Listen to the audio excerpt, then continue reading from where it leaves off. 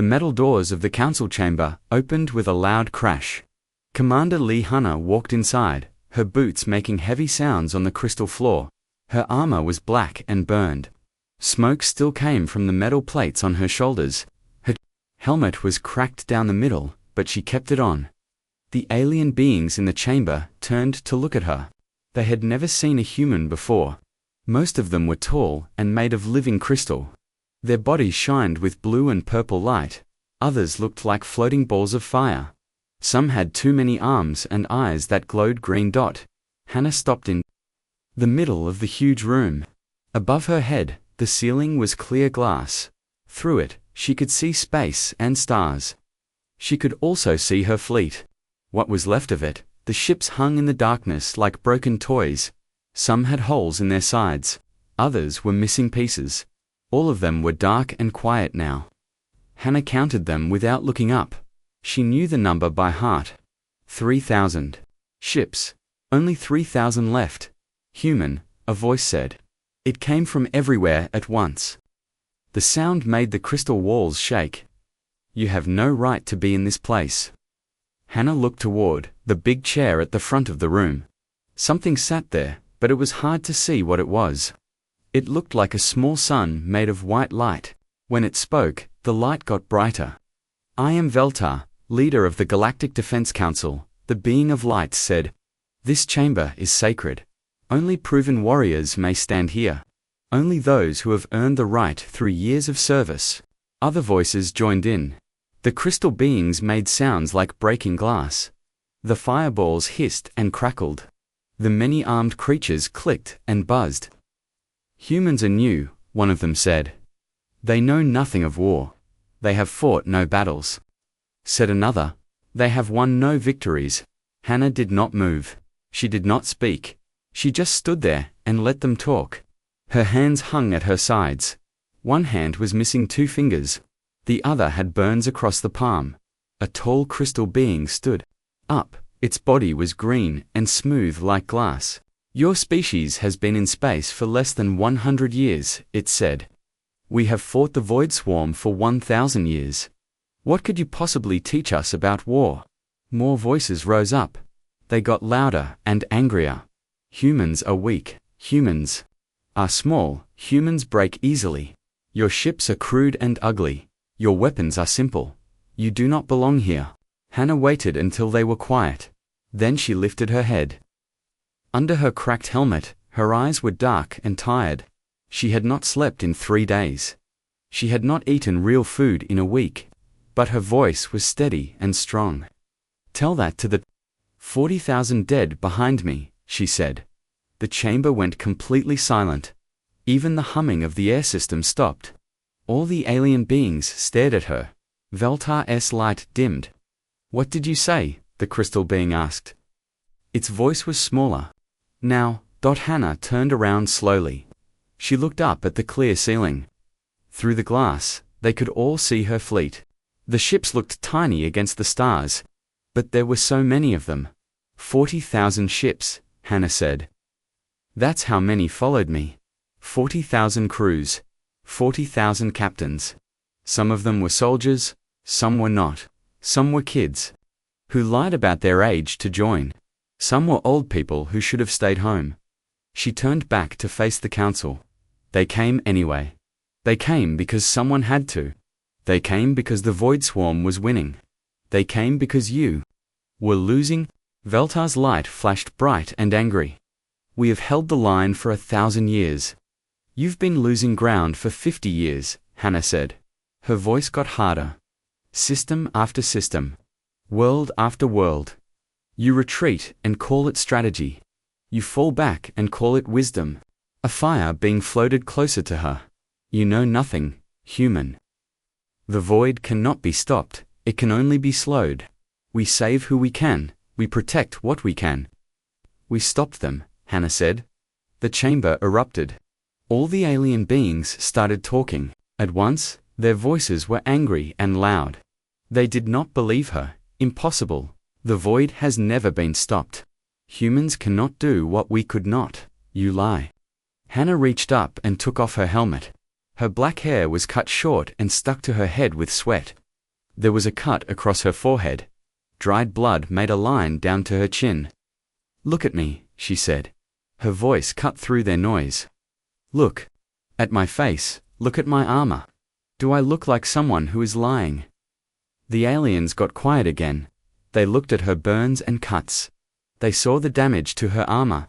They saw the way she stood, like someone who hurt all over but would not fall down. "Void Swarm breeds on 17 worlds," Hannah said. "Bred, past tense. We destroyed them all." "That is impossible," the crystal being said. But its voice shook now. 40,000 ships went into void space, Hannah continued. "We fought through 7 systems. We lost ships in every battle. Good ships, good people. By the time we reached the breeding worlds, we had 15,000 left." She pointed up at the ceiling.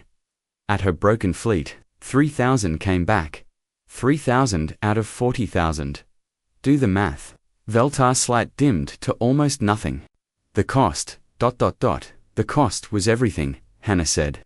But we paid it, because someone had to, because it was right.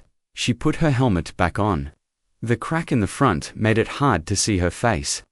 Captain Lee Sungman flew his ship into the core of Nethi's Prime. He knew he would die. He did it anyway. Commander OJ-1 held the line at Crimson Nebula. She bought us time with her life. Pilot Kong Daeon made 17 attack runs. On the 18th, his fighter exploded. He kept flying. Until the end. Hannah's voice got very quiet. The whole chamber had to lean forward to hear her. 40,000 people. 40,000 names I carry with me. They died so the galaxy could live. They died so you could sit here and tell me I have no right to be here. She looked around the room, met the eyes of every being there. "So, tell me again," she said. "Tell me I don't belong. Tell me humans know nothing of war. Tell me we haven't earned our place." Her voice got louder, stronger. "Tell that to the 40,000 dead behind me." 3 months earlier, Earth was quiet. Too quiet. The distress signal came at 0300 hours, Earth time. It cut through space like a scream. The message was short and broken. Defense line, BROKEN, Void Swarm. Through the outer rim. All ships lost, they're coming. God help us all, ... double quotes, then nothing. Just static. Commander Lee Hannah sat in the war room deep under Sol. Around the table sat Earth's military leaders. Their faces were pale in the blue light of the holodisplay. Above them, a map of the galaxy showed red dots spreading like blood. Each dot was a star system taken by the Void Swarm. "How long do we have?" asked President Song Hee-jin. Her voice was steady, but her hands shook. Admiral Park Jun-ho looked at the numbers. "If they keep moving at this speed, 6 months, maybe less." "The Galactic Defense Council is meeting tomorrow," said General Kim Tae-ho. "They'll vote on evacuation plans. Moving populations to the inner systems, running away," Hannah said quietly. Everyone looked at her. Hannah was young for a commander, only 32 years old. But she had trained her whole life for war. She studied every battle the galaxy had ever fought. She knew the Void Swarm better than anyone on Earth. "What did you say?" President Song asked. Hannah stood up. She walked to the holodisplay and touched it. The red dots got bigger. She could see how they moved. Like a disease spreading through healthy tissue. "They're running away," she said louder. "The Council, the Defense Fleet, all of them. They've been running for 50 years. Every time the Void pushes forward, they fall back. Every time they lose a system, they call it strategy. It's kept the galaxy alive," Admiral Park said. "Has it?" Hannah turned around. "Look at the map, Admiral.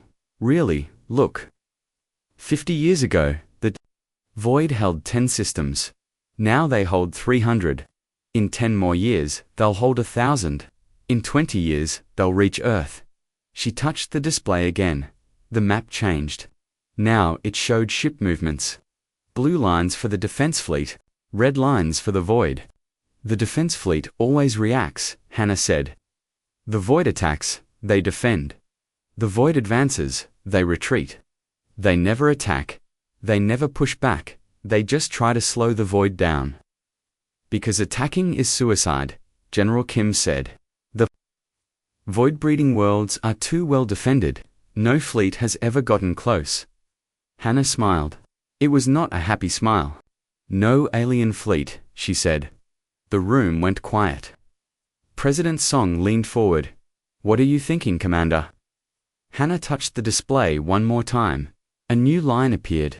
A green line that went straight into void space. It cut through 7 systems and ended at a cluster of red dots. The breeding worlds, she said. 17 planets where the void creates new ships. New soldiers. Cut off the head, the body dies. Admiral Park stood up fast, his chair fell over. That's impossible. Those systems are crawling with void ships. Millions of them. Any fleet that tries to get through will be destroyed. Any alien fleet, Hannah said again. Humans aren't magic, Commander, General Kim said. We die just like everyone else. But we think different, Hannah said. She walked back to her chair but did not sit down. The aliens fight with energy weapons, plasma beams, laser cannons. The void adapted to that centuries ago.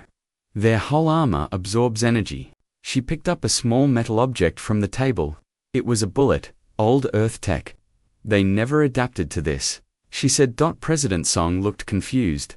Kinetic weapons, bullets and missiles. Commander, we're talking about space warfare, nuclear. Missiles, Hannah said. Railgun slugs. Good old-fashioned explosions. The aliens think it's primitive, crude, but crude works when the enemy isn't expecting it. She put the bullet down and looked around the table. I want to take a fleet into void space, fight through 7 systems. Hit the breeding worlds with everything we have. It's suicide, Admiral Park said. Maybe, Hannah agreed, but it's better than waiting here to die. How many ships? President Song asked quietly. Hannah had already done the math. 40,000. Everything that can fly and fight. Military ships, cargo haulers with guns bolted on, even civilian craft if they volunteer. 40,000, General Kim said. He sounded sick. That's our entire space fleet. That's right, Hannah said. All or nothing. If we win, the galaxy is saved. If we lose, ... she shrugged. We lose 6 months sooner than we would anyway. President Song was quiet for a long time. Finally, she spoke. The volunteers part is important, Commander. I won't order anyone to go on a suicide mission. You won't have to, Hannah said. When people understand what's at stake, they'll come. She was right. The call went out across Earth's networks.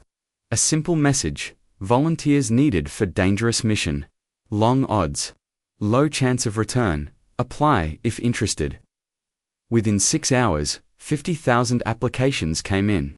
Captains, pilots, engineers, gunners, cooks, medics, even civilians who had never been in space wanted to help. Captain Choi Min-ho was the first to volunteer. He commanded a destroyer called the Iron Fist. My grandfather fought in World War III, he said when Hannah interviewed him. He told me some fights are worth dying for. Engineer Yunarai signed up next. She ran the shipyards on Mars. Someone has to keep the ships running, she said simply. Might as well be me. Pilot Kong Dae-yoon came with his entire fighter squadron. 20 young pilots who flew like they were dancing. We're the best Earth has, he said. Where else would we be? The preparations took 2 weeks. Every ship was checked and double-checked. Weapons were loaded. Supplies were packed. Families said goodbye. Dr. Kim Soo-jin worked day and night to modify the weapons. The void won't know what hit them, she promised Hannah. On launch day, Hannah stood on the bridge of her flagship, the Soul's Revenge. Around her, 40,000 ships waited. Destroyers, cruisers, frigates, cargo ships, mining vessels, even some pleasure craft with missile pods strapped to their hulls. All ships. This is Commander Hannah, she said into her microphone. Her voice went to 40,000 ships. We're going where no human has gone before. Into void space. Into hell itself. She looked out at the fleet. So many ships, so many people, Some of us won't come back. Maybe none of us will. But every system we free is worth any price we pay. Every world we save is worth any risk we take. She took a deep breath. Today, we stop running. Today, we fight back. All ships, jump on my mark. The jump drives powered up. Space began to bend. And twist, mark 40,000 ships disappeared into hyperspace, heading for war. The first system was called Kepler 442. It used to have 3 planets with cities on them. Now, it had 3 dead rocks covered in black slime. Void ships detected, reported Lieutenant Park Min-jae from the sensor station. Counting 2,000. No, 3,000. They keep coming. Commander Hannah stood on the bridge of Soul's Revenge. Through the front window, she could see the enemy fleet. The void ships looked like giant insects made of metal and flesh.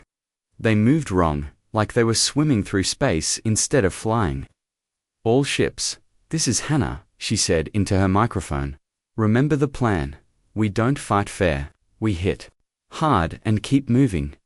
The void ships came at them in a wave. They fired energy beams that could cut through normal ship armor like paper. But Hannah's fleet was not normal. Fire everything. Hannah ordered. 40,000 ships opened fire at once. Nuclear missiles streaked across space. Railguns fired metal slugs at incredible speed. Old-fashioned explosions bloomed like deadly flowers.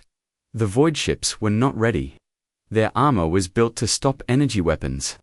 The human weapons went through like the armor was not there at all. Direct hit on the lead ship, called out Ensign Lee Ji-yong. It's breaking apart. Another one down, said Lieutenant Park. And another. But there were so many void ships. For every one the humans killed, 2 more took its place. Soul's Revenge, this is Iron Fist, came Captain Choi Min-ho's voice over the radio. I've got 20 void fighters on my tail. Could use some help. On the way, Iron Fist, replied pilot Kong Dae-yoon. His fighter squadron screamed through space, dodging enemy fire. They moved like birds in a flock, never where the enemy expected them to be. The battle lasted 6 hours. When it was over, the human fleet had won. But the cost was high. Damage report, Hannah said. Tired lie. Engineer Yoon Nari read from her tablet. We lost 800 ships. 3,000 more are damaged. The medical ships are full of wounded. 800 ships. 8,000 people, maybe more. Gone, Commander, said Dr. Kim Soo-jin, over the radio. She was on one of the medical ships. The wounded are asking when we go home. Hannah closed her eyes. Tell them we go home when the job is done. The second system was worse. The void had been there longer. The planets were not just dead, they were changed. Twisted into shapes that hurt to look at. 15,000 void ships, Lieutenant Park reported. His voice was shaking. This time the enemy was ready. They came from all sides at once. The human fleet fought like cornered animals. Ships exploded left and right. The space between the fleets filled with fire and debris. Captain Choi Min-ho's destroyer took a direct hit. The Iron Fist split in half, but Min-ho kept fighting. He aimed his broken ship at a void cruiser and fired every weapon he had left. Fist to all ships, he said over the radio. His voice was calm, like he was ordering lunch. It's been an honor. Tell my wife I love her. The Iron Fist crashed into the void cruiser. Both ships exploded in a ball of white light. Min-ho, Hannah whispered. But there was no time to grieve. The battle was not over. They won the second system too. But they lost 2,000 more ships. The third system was called the Burning Fields. The void had turned the star itself into a weapon. Solar flares shot out like fingers, trying to grab the human ships. Nori Hannah called to the chief engineer. Can our shields handle that? For a while, Yunanari replied. She was working at 3 different control panels at once. But not for long. We need to move fast. They did move fast. Too fast. Ships crashed into asteroids. Others flew too close to the star and burned up. But they kept going. The fourth system was the graveyard. Millions of alien ships floated there, dead for centuries. The void used them as hiding places.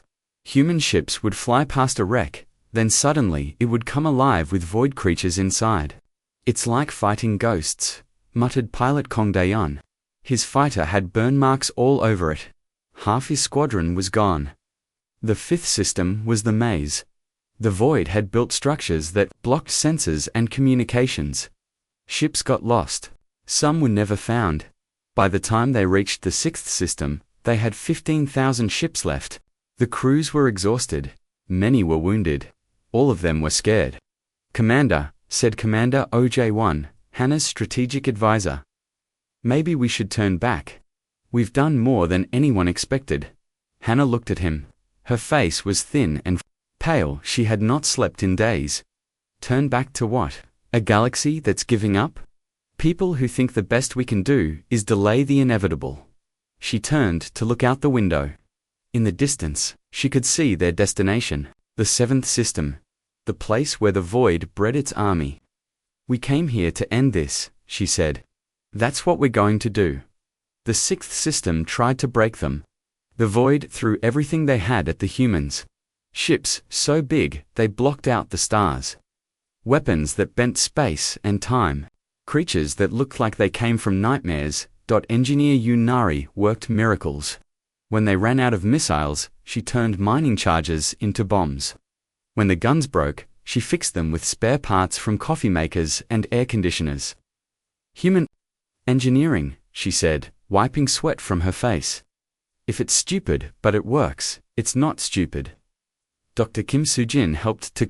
She found ways to boost the ship's weapons using medical equipment. "A defibrillator is just a big capacitor," she explained. "And a big capacitor can power a really big gun." They fought for 3 days straight. No rest, no break, just constant battle. When the sixth system finally fell, they had 8,000 ships left. "System 7 in sight," reported Lieutenant Park. His voice was hoarse from shouting orders. Through the bridge windows they could see it. The heart of void space. 17 planets, each one a breeding world. Each one protected by more ships than humans had ever seen in one place. "All ships," Hannah said into her microphone. "This is it. This is what we came for." She looked around the bridge. At her tired crew, at the officers who had followed her through hell. "Whatever happens next, I want you to know something. Earth will remember what we did here. The galaxy will remember every free world, every living person. They'll know that when it mattered most, humans stood up and fought." She took a deep breath. "All ships, prepare for final assault. We're going to finish this." Outside, 8,000 human ships formed up for the last battle. Behind them lay 6 systems freed from the void. Ahead lay the breeding worlds and the end of everything. One way or another. The seventh system was alive with death. 17 planets hung in space like black pearls, each one pulsed with red light. The void breeding worlds. For 1,000 years, these planets had birthed the creatures that ate the galaxy. "Sensor reading," reported Lieutenant Park Min-jae. His voice was barely a whisper. "Enemy ships, ... I can't count them all. Hundreds of thousands, maybe millions." Commander Hannah stared at the tactical display. Red dots filled the screen. So many that they looked like a solid wall of light. Each dot was a void ship. Each ship carried enough firepower to destroy a moon. "Commander," said Commander OJ-1 quietly, "this is impossible. We can't fight that many ships." Hannah nodded slowly. "You're right. We can't fight them." The bridge crew looked confused. They had come so far, lost so much. Were they giving up now?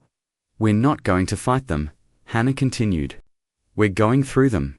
She turned to face her officers. Her eyes were bright with a dangerous light. "New plan. We ram through their defense line. Take as much damage as we have to. Get to the planets. Deliver our nuclear charges directly to the cores," Commander Engineer Yoon Nari said over the radio. "That's suicide. Those planets are defended by shield generators, energy barriers that can stop anything." "Can they stop a ship moving at full speed?"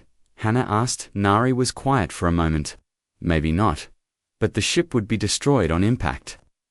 "That's the plan," Hannah said simply. The bridge went silent. Everyone understood now. This was not a battle they could win and go home. This was the end. All ships. This is Commander Hannah, she said into her microphone. Her voice went to 8,000 ships. I'm going to tell you the truth. We can't win this fight with tactics. We can't outgun them. We can't outmaneuver them. She paused. In the background, she could hear the sounds of her crew working, checking weapons, preparing for what was coming. But we can outrun them, and we can hit harder than they expect. Every ship that makes it to a planet needs to ram the core. Take your nuclear charges with you, make it count. Captain Lee Sungmin's voice came over the radio. He commanded a heavy cruiser called the Hammer of Sol. Commander, my ship has the biggest nuclear warhead in the fleet. I'll take the main breeding world. Sungmin, no, Hannah said. You have a family back home. So do a lot of people, replied. That's why we're here.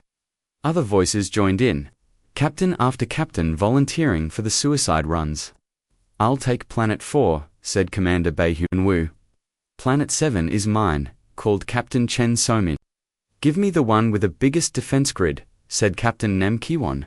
Soon, all 17 planets had volunteers. 17 captains ready to die to save the galaxy. Movement on the enemy fleet, Lieutenant Park reported. They're coming toward us, all of them. The Void Armada moved like a black tide, ships the size of mountains, creatures that had once been planets, things that should not exist in the same universe as living beings. All ships, Hannah ordered. Maximum speed, straight, at them, don't stop for anything. 8,000 human ships accelerated toward certain death. They flew in a tight formation, like a spear aimed at the heart of darkness. The Void Fleet opened fire. Energy beams lit up space like lightning. The first wave of human ships vanished in balls of fire, then the second wave, then the third. Losing too many ships, Commander O said. At this rate, none of us will make it through. Then we make more rate, Hannah said. She turned to her communications officer. Send a message to all ships. Emergency Protocol 7. Emergency Protocol 7 was something they had planned but hoped never to use. It meant ramming speed. It meant using ships as weapons. The smaller human vessels suddenly changed course. Instead of flying toward the planets, they aimed at the biggest void ships. Destroyers crashed into battlecruisers. Frigates rammed into carriers. Each impact created a massive explosion. They're clearing a path, Navigator on Mingi said with wonder in her voice. They're sacrificing themselves to get us through. Captain Yujihoon's destroyer exploded against a void dreadnought. His last words over the radio were, "Tell my daughter I was thinking of her." Lieutenant Commander Koh Yoonbi flew her damaged frigate straight into a void command ship. The explosion took out half the enemy formation. One by one, the smaller ships died. But each death opened the way a little more. We're through the first line, reported Lieutenant Park. 5,000 ships left. The second line of defense was worse. The void had weapons that twisted space itself. Ships got stretched like rubber bands. Others were crushed into tiny balls. But the humans kept coming. 4,000 ships, Park said. Then 3,000. Then 2,000. Captain Lee Sungmin's voice crackled over the radio. This is Hammer of Sol. I can see the main breeding world. It's huge, bigger than Earth's moon. You don't have to do this, Sungmin, Hannah said. Yes, I do, he replied. This is what we came for. The Hammer of Sol broke away from the main fleet. Sungmin pushed his engines to maximum. The ship began to glow from the heat. Void fighters swarmed around him. Energy beams cut into his hull, but he kept flying. Tell Earth we made it count, he said. The Hammer of Sol hit the breeding world at 1/10 the speed of light. The nuclear warhead in its cargo bay was designed to crack moons. When it went off inside a planet, the explosion could be seen from 3 star systems away. The planet cracked like an egg. Then it fell apart. Then it simply ceased to exist. One breeding world, down 16 to go. All across the system, other captains made their final runs. Commander Bai Hien-woo's ship was shot to pieces, but he made it to his target. Captain Chen Soman flew through a cloud of void fighters and delivered her payload. Captain Name Kiwan's ship was half melted when it hit the planet's core. But the nuclear charge still worked. Planet after planet exploded. The void breeding network, built over centuries, died in minutes. Dr. Kim Sujin's voice came over the radio from one of the few surviving ships. The breeding worlds are connected. When one dies, it sends feedback through the network. The explosions are getting bigger. She was right. As each planet died, the explosions got more powerful. The chain reaction spread across all 17 worlds. When the last breeding world exploded, the shockwave destroyed every void ship in the system. It also destroyed most of the remaining human ships. Damage report, Hannah said weakly. The Soul's Revenge had taken heavy damage. Half the bridge was on fire. 3,000 ships left, Lieutenant Park reported. Most barely operational. Life support failing on 60% of them. 3,000 out of 40,000. 37,000 ships gone. Maybe 500,000 people dead. But in the center of the system, where 17 breeding worlds used to be, there was only empty space and cooling debris. Commander, Engineer Yoon Naris's voice was full of amazement. Long-range sensors are picking up something. The void fleets in other systems, ... They're retreating, all of them, retreating. Hannah could barely believe it. The breeding worlds controlled the entire void network, Dr. Kim explained. With them gone, the void creatures have no central command. No new orders. They're just ... leaving. For the first time in 1,000 years, the void swarm was in full retreat. Hannah slumped in her command chair. They had done it. They had actually done it, but the cost. The terrible cost. Set course for home, she said quietly. Take us home. The silence in the council chamber was complete. No one moved. No one spoke. Even the humming of the air systems seemed too loud. Commander Lee Hannah stood in the center of the room, her battle-damaged armor still smoking. Her words hung in the air like a challenge. Tell that to the 40,000 dead behind me. Council leader Veltar S. light flickered. For the first time in his 1,000-year life, he had no words. Around the chamber, the other alien beings stared at Hannah with new eyes. The tall crystal being who had spoken before was the first to break the silence. His voice was small and shaking. You said, you destroyed the breeding worlds. All 17 of them, Hannah replied. She did not boast. She did not smile. She just stated a fact. But that's impossible, said another alien. This one looked like a giant flower made of metal. The void has held those worlds for 300 years. They're the most defended planets in the galaxy. Were, Hannah corrected. Past tense. She reached into a pocket on her armor and pulled out a small device. She tossed it onto the crystal floor. It landed with a sharp click that echoed in the huge chamber. Sensor logs from the Soul's Revenge, she said. Everything we saw. Everything. We did everything we lost. Veltar S. light grew brighter. Energy tendrils reached out and touched the device. Information flowed into his consciousness. Images of the battle. Data from the explosions, proof of what the humans had accomplished. By the ancient stars, he whispered. It's true, they're all gone. The crystal being stepped forward, his glass-like body was shaking. How many ships did you lose? 37,000, Hannah said without hesitation. 37,000, the alien repeated. He sounded sick. In one battle. In 7 battles, Hannah corrected again. We fought through 7 systems to get there. Lost ships in every fight. Good ships, good people. She walked to the center of the chamber. Her boots made the only sound. In the vast room, Captain Choi Minho died in the 2nd system. He rammed his destroyer into a void cruiser to save a hospital ship. Captain Lee Sungmin died in the 7th system. He flew his ship into the main breeding world and took it with him. Her voice got quieter, but somehow it filled the entire chamber. Engineer Yu Nari kept our weapons working with spare parts from coffee makers. Dr. Kim Soo-jin turned medical equipment into weapons. Pilot Kong Dae-yoon made attack runs until his fighter had more holes than metal. She looked around the room. Meeting the eyes of every being there, they didn't die because they were ordered to. They died because they chose to. Because someone had to stop the void, because you weren't doing it. The fire being who had spoken before drifted closer. Its flames were dim and flickering. "We tried," it said weakly. "For 1,000 years, we held the line." "You held the line while it moved backward," Hannah said. "You held the line while systems fell. You held the line while people died." "What would you have had us do?" demanded another alien. This one had 6 arms and eyes like green stars. "Attack, throw our fleets away in hopeless battles." "Yes," Hannah said simply. The chamber erupted. Voices rose in anger and disbelief. Madness. Suicide. No military leader would waste ships like that. Hannah waited for them to quiet down. When they did, she spoke again. "You're right, no military leader would. But sometimes you need someone who isn't a military leader. Someone who doesn't think about acceptable losses and strategic retreats." She turned to look up at the clear ceiling.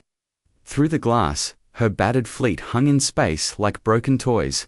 Sometimes, you need someone desperate enough to try the impossible. Veltar's light pulsed slowly. "Commander Hannah," he said. "What you accomplished, ... it changes everything. For the first time in centuries, the void is retreating. Our scouts report they're abandoning systems all across the outer rim." "Good," Hannah said. "More than good," the crystal being said. "It's a miracle. You've given the galaxy hope again." "We've given the galaxy a chance," Hannah corrected. "What you do with it is up to you." Veltar began to rise from his throne. His light grew brighter and more focused.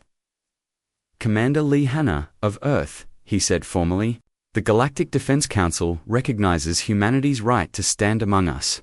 More than that, ... he paused. The light around him shifted and changed. "We ask that you lead us." The chamber went silent again. This was unprecedented. In the 1,000-year history of the Council, no new species had ever been offered leadership, especially not after just one battle. But Hannah shook her head. "No," she said. The aliens looked shocked. Veltar's light flickered with confusion. "No," he asked. "I didn't come here for recognition," Hannah said. "I didn't come here for command.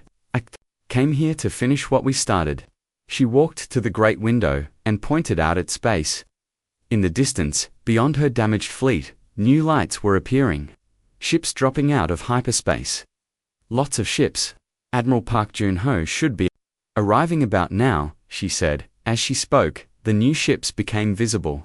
Earth vessels, but different from the ones that had fought in void space. These were bigger, newer, more advanced. 400,000 ships, Hannah said. Earth's new fleet, built while we were away. The aliens stared in amazement. 400,000 ships was more than most species had in their entire navy. "You see," Hannah continued, "we learned something on our way to the breeding worlds.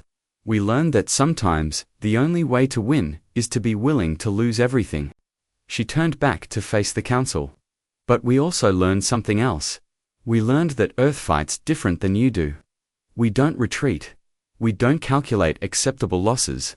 When something needs to be done, we do it." Admiral Park Jun-ho's voice came over the chamber's communication system. "Council chamber, this is Admiral Park. Requesting permission to dock.